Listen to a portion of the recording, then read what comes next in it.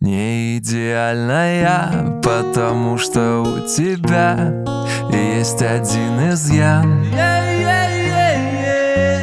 Не идеальная, потому что